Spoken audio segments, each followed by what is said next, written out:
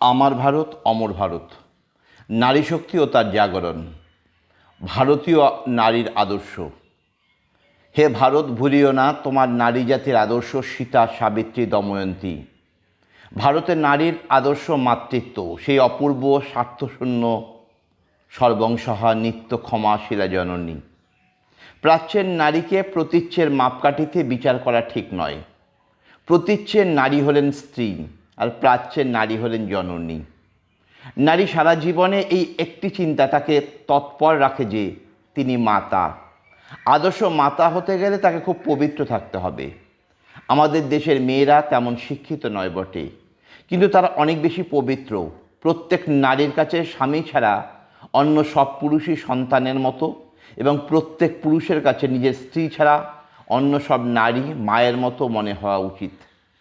আমি যখন পাশ্চাত্য দেশে আমার আশেপাশে তাকাই, তোমরা পাশ্চাত্যবাসীরা যাকে নারী জাতির প্রতি পুরুষসুলভ সৌজন্য বা গ্যালেন্ট্রি বলো, তা দেখে আমার মন বিরক্তিতে ভরে ওঠে। স্ত্রী পুরুষ ভেদ মন থেকে মুছে ফেলে যতদিন না তোমরা মানবিকতার সাধারণ ভিত্তিভূমিতে পরস্পর মেলামেশা করতে পারছো, ততদিন তোমাদের নারী সমাজের ঠিক ঠিক উন্নতি হবে না। তারা ততদিন তোমাদের খেলার পুতুলি শুধু হয়ে থাকবে, তার বেশি নয়। ওগুলোই হলো বিবাহ বিচ্ছেদের কারণ। তোমাদের পুরুষেরা নত হয়ে মেয়েদের অভিবাদন করে এবং বসতে চেয়ার এগিয়ে দেয়, কিন্তু সঙ্গে সঙ্গেই শুরু করে প্রশংসাবাদ। তারা বলতে থাকে, মহোদয়া আপনার চোখ দুটি কি সুন্দর। এরকম করার তাদের কি অধিকার? পুরুষ কি করে এতদূর সাহসী হতে পারে, আর তোমরা মেয়েরাই বা কী করে এসব অনুমোদন করো? এই ধরনের মনোভাব মানবিকতার অপেক্ষাকৃত নীচ দিকটাকেই বাড়িয়ে তোলে। এগুলির দ্বারা মহৎ আদর্শের দিকে যাওয়া যায় না। আমরা যেন না ভাবি যে আমরা পুরুষ বা স্ত্রী, বরং আমরা যেন ভাবি যে আমরা মানুষ মাত্র। জীবনকে সার্থক করার জন্য এবং পরস্পরকে সাহায্য করবার জন্যই আমাদের জন্ম। মেয়েদের অবমাননা করার ফলে জাতির অধঃপতন। ভারতের দুই মহাপাপ, মেয়েদের পায়ে দলানো আর জাতি জাতি করে গরিবগুলোকে পিষে ফেলা। আমরা স্ত্রীলোককে নীচ, অধম, মহা, হেয়, অপবিত্র বলি। তার ফল আমরা পশু, দাস, উদ্যমহীন, দরিদ্র। শক্তি বিনা জগতের উদ্ধার হবে না। আমাদের দেশ সকলের অধম কেন, শক্তিহীন কেন? শক্তির অবমাননা সেখানে বলে। পুরুষ ও স্ত্রীলোক কোনো তফাৎ থাকা উচিত নয়। এদেশে পুরুষ মেয়েতে এতটা তফাৎ কেন যে করেছে তা বোঝা কঠিন। বেদান্ত শাস্ত্রে তো বলেছে, একই চিত্তসত্তা সর্বভূতে বিরাজ করছেন। তোরা মেয়েদের নিন্দাই করিস, কিন্তু তাদের উন্নতির কি করেছিস বল দেখি? আত্মাতে কি লিঙ্গভেদ আছে নাকি? দূর করো মেয়ে আর মদ্য, সব আত্মা। নারী জাতিকে মর্যাদা দিতে হবে।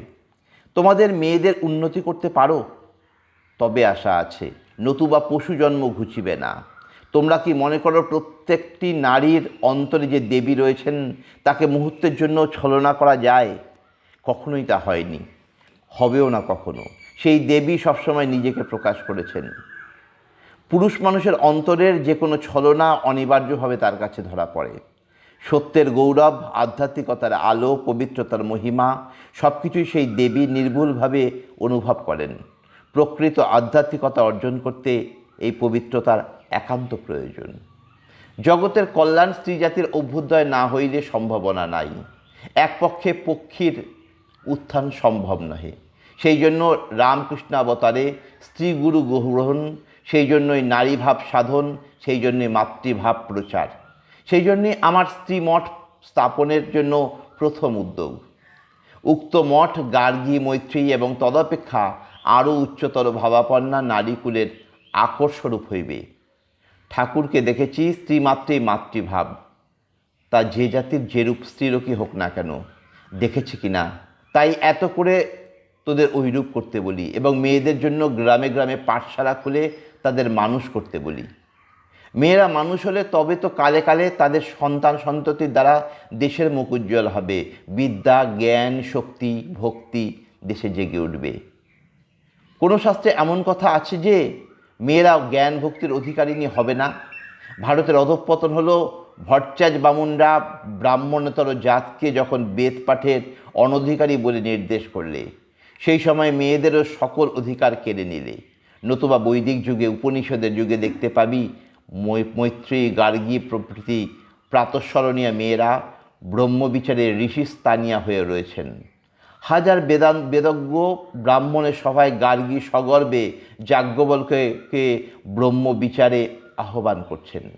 এসব আদর্শস্থানীয় মেয়েদের যখন অধ্যাত্ম জ্ঞানে অধিকার ছিল, তখন মেয়েদের সে অধিকার এখনই বা থাকবে না কেন? একবার যা ঘটেছে তা আবার অবশ্য ঘটতে পারে। History repeats itself. মেয়েদের পুজো করেই সব জাত বড় হয়েছে। যে দেশে যে জাতে মেয়েদের পুজো নেই, সে দেশ সে জাত কখনো বড় হতে পারেনি, কোশ্মিনকালেও পারবে না। তোদের জাতের যে এত অধঃপতন ঘটেছে তার প্রধান কারণ এইসব শক্তি মূর্তির অবমাননা করা। মনু বলছে, যত্র নার্যস্ত পূজ্যন্তে রমন্তে তত্র দেবতা, যত্রৈতাস্তু ন পূজ্যন্তে সর্বস্তত্র ফলা ক্রিয়া। যেখানে স্ত্রীলোকের আদর নেই, স্ত্রীলোকেরা নিরানন্দে অবস্থান করে, সে সংসারের, সে দেশের কোনো উন্নতির আশা নেই। এই জন্য তাদের আগে তুলতে হবে। মেয়েদের সমস্যার সমাধান হতে পারে শিক্ষার মাধ্যমে।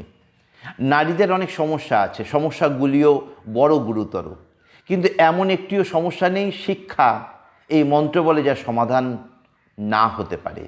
তোমাদের মেয়েদের শিক্ষা দিয়ে ছেড়ে দাও, তারপর তারাই বলবে কোন জাতীয় সংস্কার তাদের পক্ষে দরকার। শিক্ষা পেলে মেয়েদের প্রবলেমস মেয়েরা নিজেরাই সলভ করবে। আমাদের মেয়েরা বরাবরই প্যানে শিক্ষা করে আসছে। একটা কিছু হলে কেবল কাঁদতেই মজবুত। বীরত্বের ভাবটাও শেখা দরকার। এ সময় তাদের মধ্যে সেলফ ডিফেন্স শেখা দরকার হয়ে পড়েছে। দেখি ঝাঁসির রানী কেমন ছিল। মেয়েরা প্রত্যেকেই এমন কিছু শিখুক যাতে প্রয়োজন হলে তাদের জীবিকা তারা অর্জন করতে পারে। ধর্ম, শিল্প, বিজ্ঞান, ঘরকন্না, রন্ধন, সেলাই, শরীর পালন, এসব বিষয়ের স্থূল মর্মগুলি মেয়েদের শেখানো উচিত। সব বিষয়ে চোখ ফুটিয়ে দিতে হবে। আদর্শ নারী চরিত্রগুলো ছাত্রীদের সামনে সর্বদা ধরে উচ্চ ত্যাগরূপ ব্রতে তাদের অনুরাগ জন্মে দিতে হবে। হিন্দুর মেয়ে সতীত্ব কী জিনিস তা সহজেই বুঝতে পারবে। এটা তাদের হেরিটেজ কিনা। প্রথমে সেই ভাবটাই বেশ করে তাদের মধ্যে উস্কে দিয়ে তাদের ক্যারেক্টার ফর্ম করতে হবে, যাতে তাদের বিবাহ হোক বা তারা কুমারী থাকুক, সকল অবস্থাতেই সতীত্বের জন্য প্রাণ দিতে কাতর না হয়। কোনো একটা ভাবের জন্য প্রাণ দিতে পারাটা কি কম বীরত্ব? সঙ্গে সঙ্গে বিজ্ঞানাদি অন্য সব শিক্ষা যাতে তাদের নিজের ও অপরের কল্যাণ হতে পারে তাও শেখাতে হবে। স্ত্রী শিক্ষার কেন্দ্রে থাকবে ধর্ম। ধর্মকে সেন্টার করে রেখে স্ত্রী শিক্ষার প্রচার করতে হবে। ধর্ম ভিন্ন অন্য শিক্ষাটা সেকেন্ডারি হবে। ধর্মশিক্ষা, চরিত্র গঠন, ব্রহ্মচর্য ব্রত যাপন এই জন্য শিক্ষার দরকার, নতুবা তার কাজে গলদ বেরোবেই। আমাদের দেশের মেয়েরা বিদ্যা বুদ্ধি অর্জন করুক, এ আমি খুবই চাই, কিন্তু পবিত্রতা বিসর্জন দিয়ে যদি তা করতে হয় তবে নয়। সীতা ভারতীয় নারী আদর্শের মূর্ত রূপ। সীতা ভারতীয় আদর্শের মূর্ত রূপ, যেন ভারতবর্ষই। সীতা সত্যি সত্যি ছিলেন কি না, সীতা চরিত্রের ঐতিহাসিকতা কতখানি, এই প্রশ্ন বড় নয়। আমরা জানি ওই আদর্শটি ছিল। সীতার আদর্শ গোটা জাতির মধ্যে অনুপ্রবিষ্ট হয়ে আছে, জাতীয় জীবনের ঠিক মর্মমূলে স্নান করে আছে। শুধু তাই নয়, এই জাতির প্রতিটি রক্তকণিকার সঙ্গে ওই আদর্শ মিশে গেছে। আর কোনো পৌরাণিক কাহিনী এরকম প্রভাব বিস্তার করতে পারেনি। ভারতবর্ষে যা কিছু শুভ, সূচি এবং পবিত্র, নারীত্বের মহিমা বলতে যা কিছু বোঝায়, সীতা যেন তারই নামান্তর। ভারতবর্ষে কোনো নারীকে আশীর্বাদ করবার সময় বলা হয় সীতার মতো হও। কোনো শিশুকে আশীর্বাদ করবার সময় বলা হয় সীতার মতো হও। ভারতবাসী সীতার সন্তান। প্রতিটি ভারতবাসী চেষ্টা করে চলেছে সীতা হয়ে উঠতে। সীতা ছিলেন প্রকৃতপক্ষেই ভারতীয়। তিনি কখনোই আঘাতের উত্তরে আঘাত করেননি। সীতার কথা কি বলবো? তোমরা জগতের সমস্ত প্রাচীন সাহিত্য পড়ে শেষ করতে পারো, ভবিষ্যতে জগতে যেসব সাহিত্য হবে তাও পড়ে ফেলতে পারো, কিন্তু তোমরা নিঃসংশয়ে বলতে পারো যে আরেকটি সীতা চরিত্র বের করতে পারবে না। সীতা চরিত্র অসাধারণ।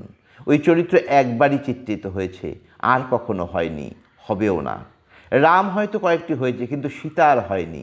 ভারতীয় নারীদের যেমন হওয়া উচিত, সীতা তার আদর্শ।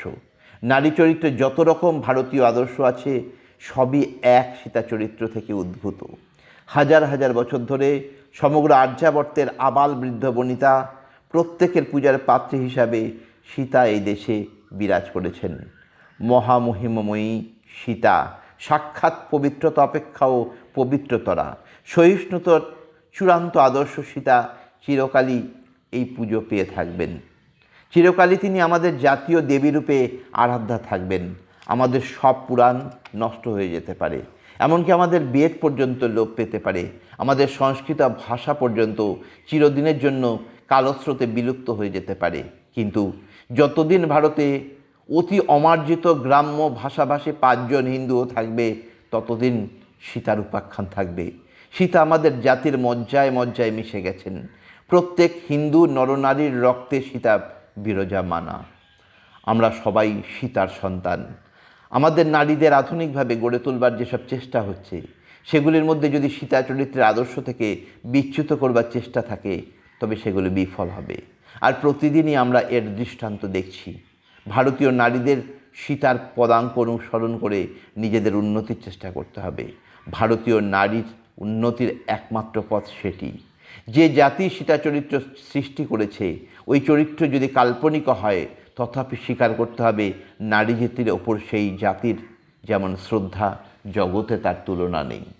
আধুনিক নারীর আদর্শ শ্রীমা সারদা দেবী। আমাদের মা সারদা দেবী আধ্যাত্মিক শক্তির একটা বিশাল আধার। যদিও বাইরে সমুদ্রের মতো প্রশান্ত, তার আবির্ভাব ভারতের ইতিহাসে এক নবযুগের সূচনা করেছে। যে আদর্শসমূহ তিনি তার জীবনচর্যায় রূপায়িত করেছেন এবং অপরকে আচরণ করতে অনুপ্রাণিত করেছেন, তা শুধু ভারতবর্ষের নারীর বন্ধন মুক্তির প্রচেষ্টাকেই অধ্যাত্ম রসে সঞ্জীবিত করবে না, সমগ্র পৃথিবীর নারী জাতিকে তা প্রভাবিত করে তাদের হৃদয় ও মানসলোকে অনুপ্রবিষ্ট হবে। মাকে কেন্দ্র করে গঙ্গার পূর্বতটে মেয়েদের জন্য একটি মঠ স্থাপন করতে হবে। এ মঠে যেমন ব্রহ্মচারী সাধু সব তৈরি হবে, ওপারে মেয়েদের মঠেও তেমনি ব্রহ্মচারিণী সাধ্বী সব তৈরি হবে। মা ঠাকুরন কি বস্তু বুঝতে পারোনি, এখনও কেহই পারো না, ক্রমে পারবে। ভায়া, শক্তি বিনা জগতের উদ্ধার হবে না। আমাদের দেশ সকলের অধম কেন, শক্তিহীন কেন, শক্তির অবমাননা সেখানে বলে মা ঠাকুরানী ভারতে পুনরায় সেই মহাশক্তি জাগাতে এসেছেন। তাকে অবলম্বন করে আবার সব গার্গী মৈত্রী জগতে জন্মাবে। দেখছো কি ভায়া, ক্রমে সব বুঝবে। এই জন্য তার মঠ প্রথমে চাই। রামকৃষ্ণ পরমহংস বরং যান, আমি ভীত নই। মা ঠাকুরানী গেলে সর্বনাশ। শক্তির কৃপা না হলে কি ঘোড়ার ডিম হবে। আমেরিকা ইউরোপে কি দেখছি, শক্তির পূজা, শক্তির পূজা। তবু এরা অজান্তে পূজা করে, কামের দ্বারা করে।